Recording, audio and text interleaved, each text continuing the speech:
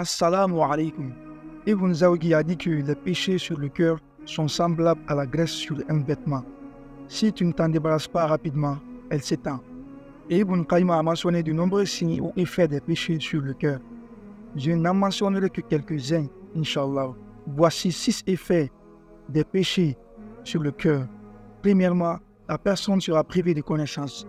Deuxièmement, elle est privée de risques, de subsistance ou de provision. Et il ne s'agit pas seulement de la richesse. Ta bonne épouse est une subsistance. Ton enfant bien éduqué est une subsistance. Le prophète sallallahu alayhi wa sallam a dit: un homme est privé de provision à cause des péchés qu'il commet. Si vous voyez que vos provisions diminuent, vérifiez vos péchés. Troisièmement, il provoque un sentiment d'aliénation qui s'interpose entre la personne et Allah subhanahu wa ta'ala, et entre lui et les autres personnes.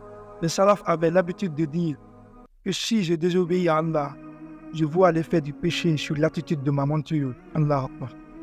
Vous voyez donc l'effet du péché sur les gens qui vous entourent, sur ta relation avec Allah subhanahu wa ta'ala et sur ta relation avec les gens.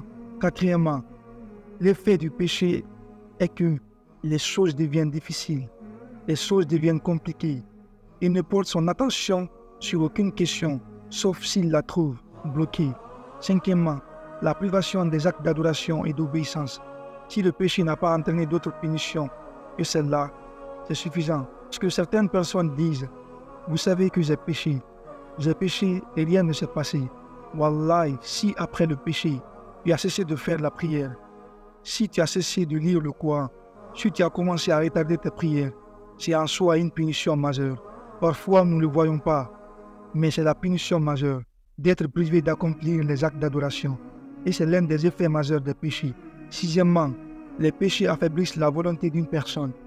Ils renforcent progressivement sa volonté de commettre des péchés et affaiblissent sa volonté d'accomplir les actes d'adoration et affaiblissent la volonté de se repentir. Ainsi, dès que vous commettez un péché, repentez-vous et empressez-vous de vous repentir. Tout comme nous nous empressons de nettoyer une tache sur un vêtement avant qu'elle ne s'étende et ne reste là pour toujours. Il faut se précipiter pour se repentir de la miséricorde d'Allah.